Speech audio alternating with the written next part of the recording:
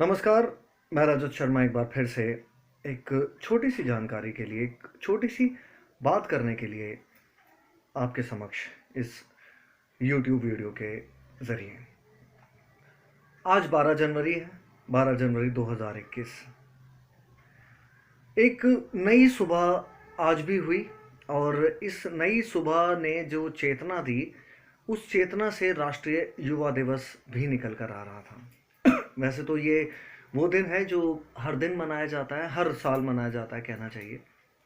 जब से इसे राष्ट्रीय युवा दिवस के रूप में मनाए जाने की घोषणा हुई है, तब से इसे नेशनल यूथ डे के तौर पर ही मनाया जाता है। और क्या है इसकी खास बात, ये आप सभी को पता होगा, मुझे बताने की ज़रूरत नहीं है, फिर भी बता देता हूँ। आज ही के दिन सन 1863 में स्वामी विवेकानंद का जन्म कोलकाता में हुआ। नरेंद्रनाथ दत्त नाम से एक युवा, जो बाद में स्वामी रामकृष्ण परमहंस का शिष्य बना, जिसे वेदांत की चेतना हासिल हुई, बहुत धीर गंभीर स्वभाव का ये युवा एक दिन शिकागो की धर्म संसद तक जा पहुंचा। देश की 25,000 किलोमीटर की पद यात्राएं करने वाला वो जोगी, देश की 59 भाषाओं और बोलियों का जानकार वो संभ्रांत युवा जब शिकागो की उस धर्म संसद में पहुंचा, जहां देश विदेश से कैथोलिज्म से, प्रोटेस्टेंट समुदाय से, संप्रदाय से कहना चाहिए, इस्लाम के तकरीबन हर 72 फिरकों से साधु, सन्यासी, मौलाना, पीर, फकीर, फादर्स, बैप्टिस्ट सोसाइटी के लोग पहुंचे हुए थे। और ये वो ज़माना था जब हिंदुस्तान समुद्र नहीं पार कर सकते थे। या तो कभी राजा राम मोहन राय ने ब्रिस्टल तक की यात्रा की थी, सती प्रथा के अपने विरोध को लेकर वो लॉर्ड सभा तक गए, उन्हें वहाँ बुलाया गया, या फिर उसके ठीक लगभग 60-70 साल बाद स्वामी जी को ये सौभाग्य प्राप्त हुआ। मैं ये शॉर्ट वीडियो लेकर इसलिए आया हूँ, वैसे तो आज जगह जगह कई फंक्शंस हो रहे हैं। स्वामी रामकृष्ण मिशन जो है, आर के आश्रम जिसे कहा जाता है नई दिल्ली में, यहाँ से मेरे पास एक न्योता आया हुआ था, हर साल आता है। मैं वहाँ का सदस्य तो नहीं हूँ, लेकिन वो मुझे एक सम्मानित अतिथि के तौर पर हर बार बुलाते हैं। बहुत साल पहले मैंने ऑल इंडिया रेडियो के लिए एक शॉर्ट फीचर बनाया था स्वामी विवेकानंद पर, तो मैं वहाँ के हर जो बड़े बड़े वहाँ के ज्ञानी हैं, महाज्ञानी हैं, जो स्वामी विवेकानंद समेत तमाम दार्शनिकों और चिंतकों पर अध्ययन कर चुके हैं, रिसर्च कर चुके हैं, और आज भी स्वामी विवेकानंद के ज़रिए, उनकी वाणी के ज़रिए, उनके लिखे साहित्य के ज़रिए, उनके शोध के ज़रिए, जो उनकी अमर बातें थीं, उनके ज़रिए दुनिया के तमाम युवाओं तक स्वामी विवेकानंद का विवेक और आनंद पूर्ण चैतन्य पहुंचाने का काम कर रहे हैं। उनसे मिलना मेरे लिए एक सौभाग्य था, और आज तक जुड़े रहना भी सौभाग्य। मैं जुड़ा तो हुआ हूँ, मैं कभी जा नहीं पाता हूँ, लेकिन ये मेरा सौभाग्य कि वो मुझे बुलाते हैं। लेकिन ये 12 जनवरी मेरे लिए किसी त्यौहार से कम नहीं होता है, मैं आपको बता दूँ। मैंने भी ऊपर लाइन में भी लिखा है, अपनी फेसबुक की एक पोस्ट पर भी लिख चुका हूँ कि मेरे आदर्श, मेरे सबसे बड़े जीवन आदर्श स्वामी विवेकानंद हैं।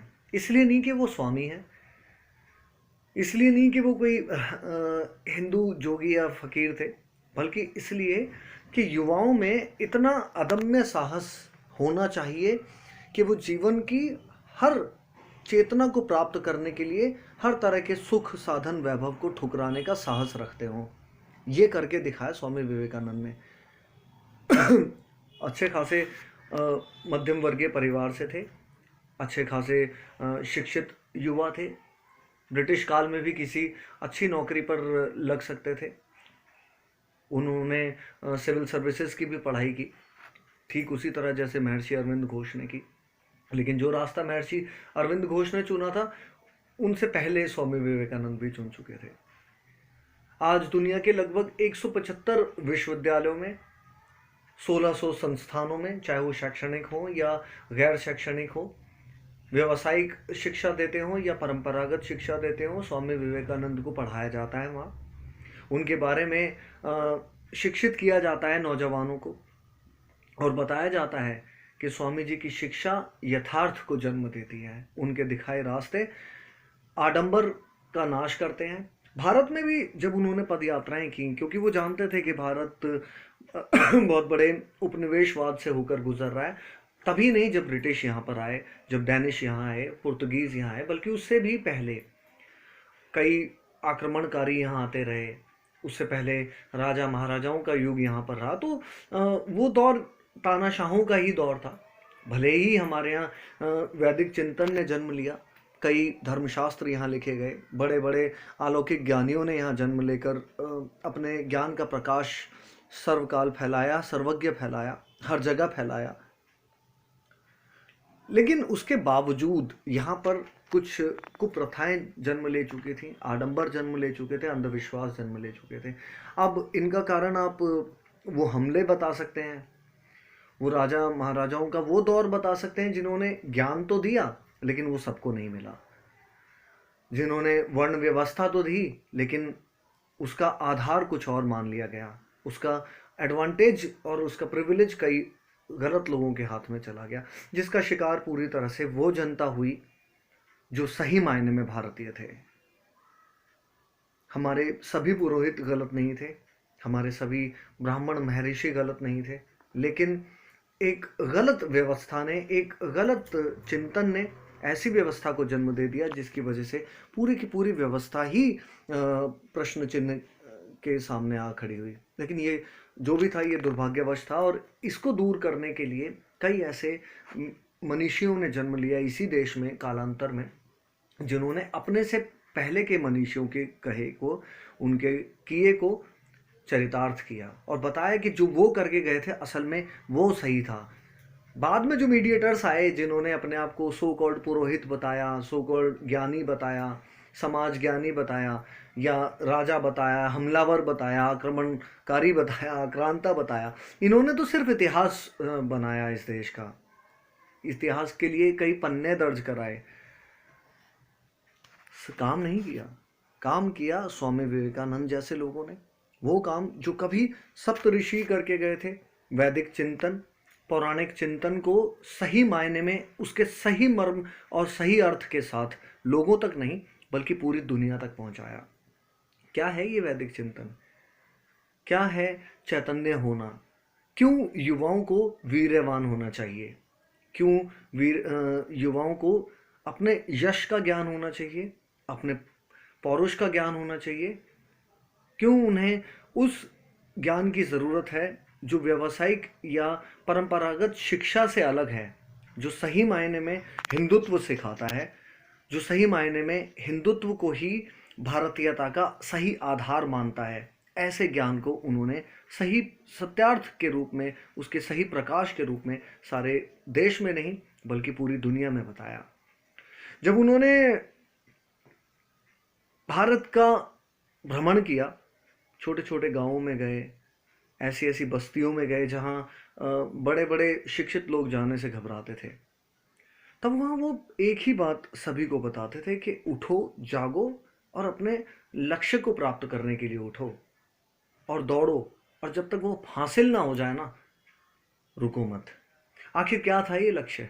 ये लक्ष्य था पार ब्रह्म परमेश्वर की प्राप्ति, जो कि ज्ञान से होती है, उन परंपराओं के निदान से होती है जिन्होंने हमें अपंग बना दिया था, अपाहिज बना दिया था, जिसकी वजह से इतने सारे आक्रांता भारत में आ पाए। अगर हम एक रहे होते, हम संगठित रहे होते, अपने उस पूरा ज्ञान पर हमें घमंड हुआ होता, अभिमान रहा होता, तो क्या कोई यहाँ पर आने की हिम्मत कर सकता था?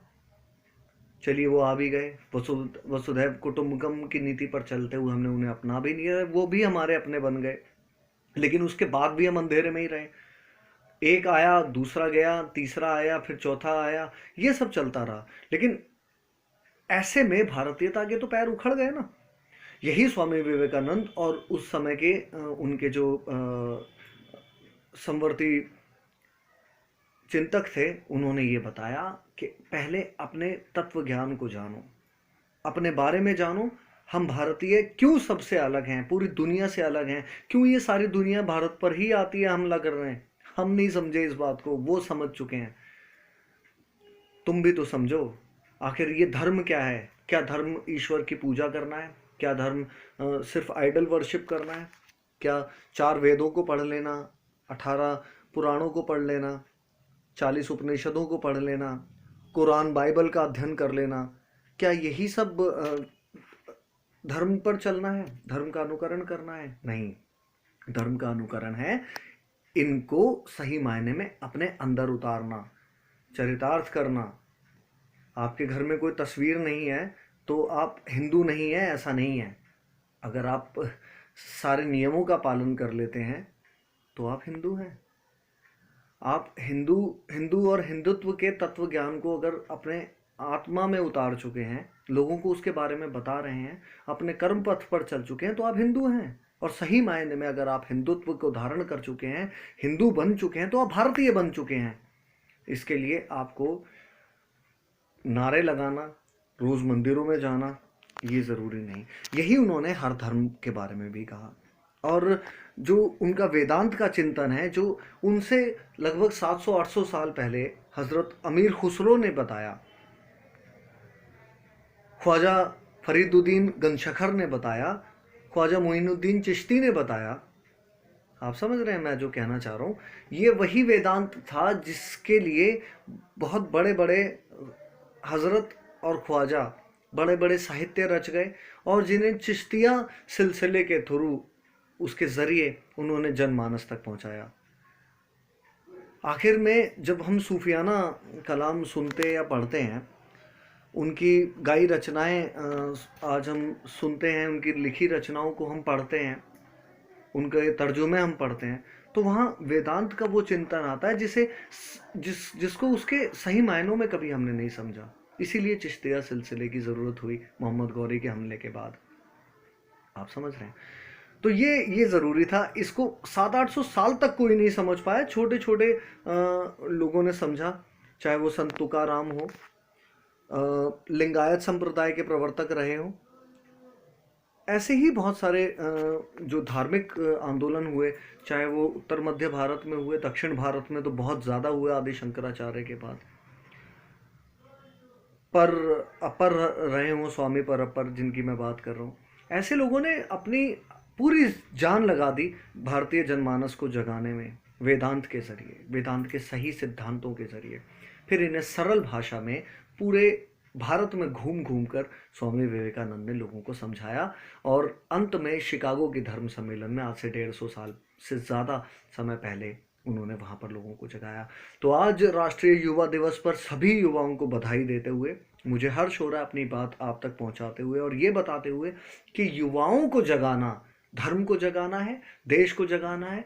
इसीलिए अब से 5-6 साल पहले 12 जनवरी को राष्ट्रीय युवा दिवस के तौर पर मनाने की शुरुआत हुई, ताकि स्वामी विवेकानंद का असली विवेक, उनके विवेक का प्रकाश, उनकी मेहनत की रोशनी सभी तक पहुँचे। मैंने बहुत सारी उनकी लिखी किताबें पढ़ी, रामकृष्ण आश्रम से प्रकाशित कई साहित्यों को मैंने अपने भीतर उतारने की कोशिश की, और जिस भी तरह का वक्त मैंने पिछले कुछ सालों में देखा, इसमें स्वामी विवेकानंद का दिया हुआ सत्यार्थ और वो प्रकाश, सत्यार्थ का प्रकाश ही मेरे काम आया, आप लोगों के भी काम आए।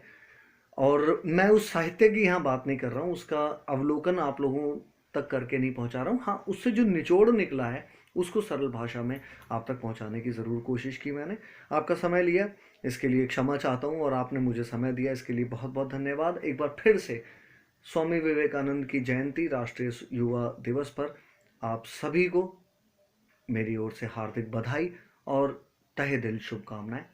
जय हिंद। स्वामी विवेकानंद की जय हो।